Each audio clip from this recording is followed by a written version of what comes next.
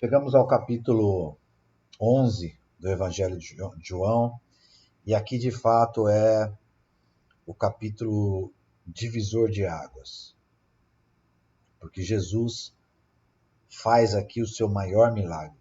Eu acho que é a simbologia do que de mais extraordinário pode acontecer, é o retorno da vida de alguém que já está 4 dias morto. E aí realmente isso provoca aos seus amigos e inimigos uma reação sem volta. Vamos lá? Vamos ver o que está dizendo esse texto? Havia um homem chamado Lázaro. Ele era de Betânia, do povoado de Maria e de sua irmã Marta. E aconteceu que Lázaro ficou doente. Maria, sua irmã, era a mesma que derramara perfume sobre o Senhor e lhe enxugara os pés com os cabelos. Então, era uma família que já estava acostumado a ter Jesus em sua companhia. Eles eram considerados amigos. Então as irmãs de Lázaro mandaram dizer a Jesus: Senhor, aquele a quem amas está doente. Ao ouvir isso, Jesus disse: essa doença não acabará em morte. É para a glória de Deus, para que o Filho de Deus seja glorificado por meio dela. Está aí uma outra questão que envolve soberania de Deus, que a gente tem muita dificuldade de entender. Quando Deus usa uma aparente desgraça ou algum acontecimento para testificar que aquilo não é teoricamente para desgraça, mas é para aquilo é para que se manifeste a glória de Deus. É a segunda vez que ele fala isso no Evangelho de João. Lembra do cego de nascença que a gente viu há pouco tempo? Que os discípulos perguntam: Senhor, quem é que pecou, ele ou seus pais, para que ele nascesse assim? E Jesus falou assim: nem ele pecou, nem seus pais, mas é para que se cumpra nele a glória de Deus. E aí, de fato, a gente tem muita dificuldade em entender um Deus que usa de uma suposta desgraça, ele usa para a sua glória. E isso é uma questão de soberania. Deus é soberano, de maneira que ele faz o que ele bem quer. Nossa, mas é assim mesmo, Deus usa o sofrimento. Longe da gente querer interpretar essas coisas e de querer dar um sentido que nem está ao nosso alcance, a única coisa que a gente sabe é que Deus ele é soberano. E tudo que é. E se é, tudo é para a glória dele. Mesmo que não pareça glória. Mesmo que pareça sofrimento. O que a gente sabe é que nada, nunca, em nenhum momento fugiu do controle de Deus. Em ele sendo Deus, tudo está em pleno controle. Sábio é aquele que de verdade acredita nisso. E que entende isso como soberania. Soberania de Deus não é fácil de entender, tampouco de obedecer e de aceitar. Mas aqueles que o fazem de verdade estão num caminho de excelência, de entender o pensamento de Deus e a vontade de Deus para o plano da humanidade. E aqui é um exemplo desse. Essa doença não acabará em morte, mas é para a glória de Deus, para que o Filho de Deus seja glorificado por meio dela. Jesus amava Marta, Jesus amava Marta, a irmã dela, que é a Maria, e a Lázaro, ou seja, eles eram amigos. No entanto, quando ouviu falar que Lázaro estava doente, ficou mais 2 dias onde estava. Ele, de propósito, ele não vai até Lázaro, porque Lázaro ainda não havia morrido, ele só estava doente. Depois disse aos seus discípulos: Vamos voltar para a Judéia. Então disseram: Mestre, há poucos os judeus tentaram apedrejar-te, e assim mesmo vais voltar para lá? Jesus respondeu: O dia não tem 12 horas? Quando ele está falando o dia, é o dia mesmo onde de fato existe o sol, né? Quem anda de dia não tropeça, pois vê a luz deste mundo. A luz deste mundo, o sol. Quando anda à noite, tropeça, pois nele não há luz. E de verdade, irmãos, ali não existia ainda a energia elétrica, né? Conforme os nossos dias. De maneira que a noite era breu, escuro de verdade, não existia iluminação, né? Iluminação nas ruas. Tanto é que tempos depois, um imperador romano chamado Nero, ele usava os corpos dos cristãos como iluminação pública. Tocava, pegava os cristãos, amarravam em postes e tocavam fogo para iluminar a cidade. Duro isso, né? Mas o que eu quero dizer é que nessa época não existia iluminação pública. Então, por isso é que ele fala assim, de dia é o lugar que a gente tem que trabalhar. À noite vem em que ninguém pode trabalhar. Por quê? Porque não tem iluminação, não tem energia. Simples assim, né? Depois de dizer isso, prosseguiu dizendo-lhes: Nosso amigo Lázaro adormeceu, mas vou até lá para acordá-lo. Seus discípulos responderam: Senhor, se ele dorme, ele vai melhorar. Jesus tinha falado da sua morte, mas seus discípulos pensaram que ele estava falando simplesmente do sono. Então lhes disse claramente: Lázaro morreu. E para o bem de vocês, estou contente por não ter estado lá, para que vocês creiam. Mas vamos até ele. Então Tomé, chamado Dídimo, disse aos outros discípulos: Vamos também para morrermos com ele? Veja que leva muito tempo para os discípulos entenderem de verdade a missão, a consciência que Jesus carregava do seu reino. Demora muito tempo. Eles já estavam aqui caminhando com Jesus meses e meses e ainda não entendiam. Era como se o entendimento deles ainda estivesse tapado ainda para o entendimento pleno, para o amadurecimento pleno. Né? Eles falam coisas como se fossem meninos falando, como se fosse adolescente falando, por tão pouca falta de entendimento. Então leva muito tempo para as pessoas serem levadas ao amadurecimento. Ao chegar, Jesus verificou que Lázaro já estava no sepulcro havia 4 dias. Betânia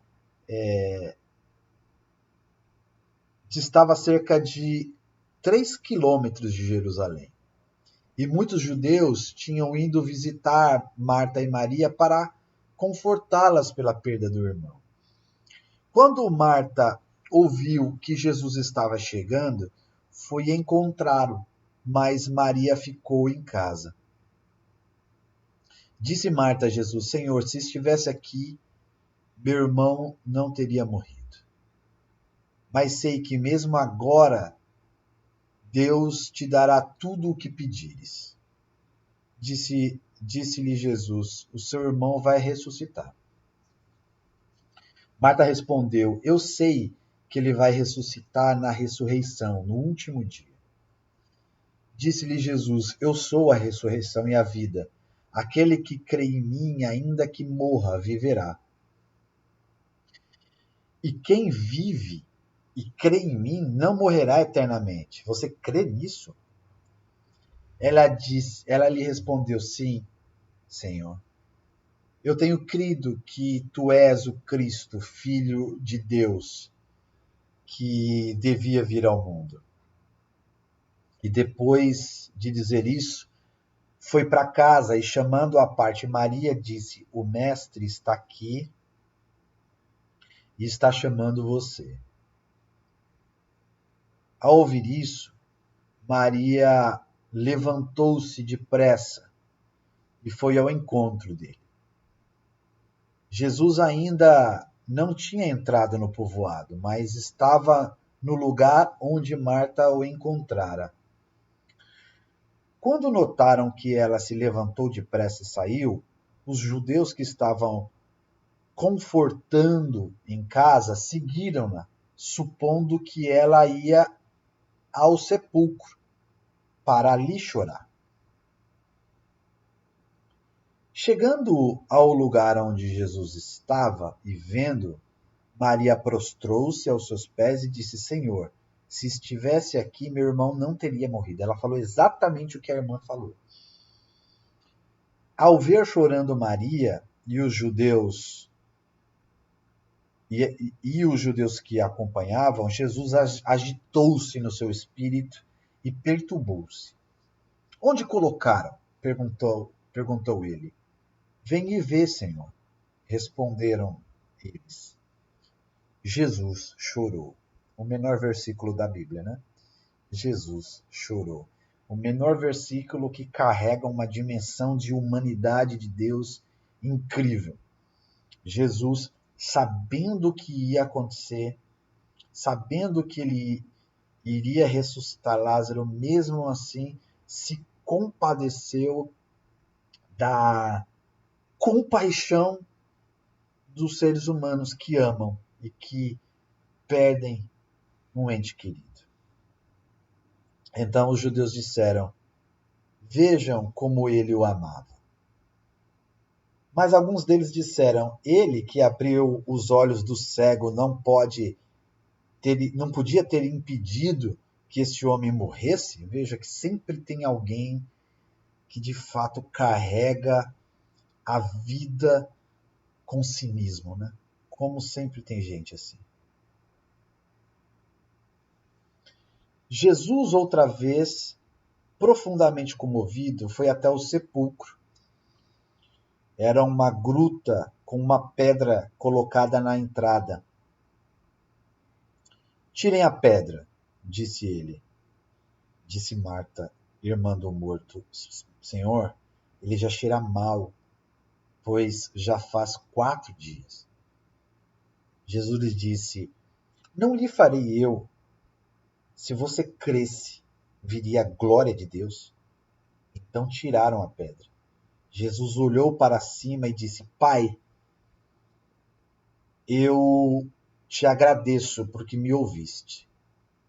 Eu sabia que sempre me ouves, mas disse isso por causa do povo que aqui está, para que creia que tu me enviaste. Depois de dizer isto, Jesus bradou em alta voz: Lázaro, venha para fora. O morto saiu, com as mãos e os pés envolvidos em faixas de linho e o rosto envolto num pano. Disse-lhe Jesus: Tirem as faixas dele e deixem ir. Muitos dos judeus que tinham vindo visitar Maria, vendo o que Jesus fizera, creram nele. Mas alguns deles foram contar aos fariseus o que Jesus havia feito. Então, os chefes dos sacerdotes e os fariseus convocaram uma reunião no sinédrio. O que estamos fazendo? Perguntaram eles. Aí está esse homem realizando muitos sinais miraculosos. Se o deixarmos, todos crerão nele. E então os romanos virão e tirarão tanto o nosso lugar como a nossa nação. Veja que a preocupação, então, desses líderes religiosos é muito mais com a política do que com a benfeitoria feita para o povo. Eles não estão preocupados com o povo. Eles estão preocupados com o status deles, com a posição deles, com a posição de poder que eles exercem. Então, se alguém vier e fizer o bem, e esse bem representar uma ameaça à sua situação e à sua posição, eles preferem que essa pessoa morra, mas que eles continuem exercendo o seu poder.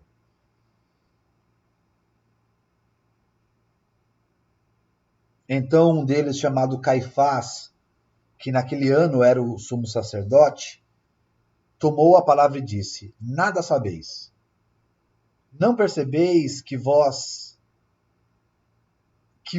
é melhor que morra um homem pelo povo e que não pereça toda a nação? Aqui ele não está tendo cuidado de ninguém, né? Ele está dizendo assim: é melhor matar esse cara do que uma nação inteira sofrer porque os romanos podem vir e tomar a nação. Ele não disse isso de si mesmo, mas, sendo sumo sacerdote naquele ano, profetizou que Jesus morreria pela nação judaica. E não somente por aquela nação, mas também pelos filhos de Deus que estavam espalhados para reuni-los num povo. E daquele dia em diante resolveram tirar-lhe a vida. Por essa razão, Jesus não andava mais publicamente entre os judeus. Ao invés disso, retirou-se para a região próxima do deserto, para um povoado chamado Efraim, onde ficou com seus discípulos. E ao se aproximar da Páscoa judaica, muitos foram daquela região para Jerusalém, a fim de participarem das purificações cerimoniais antes da Páscoa.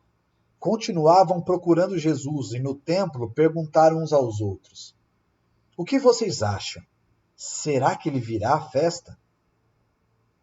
Mas os chefes dos sacerdotes e os fariseus tinham ordenado que, se alguém soubesse onde Jesus estava, o denunciasse, para que o pudessem prender. Vamos ver o que vai acontecer no próximo capítulo de João 12. Até lá!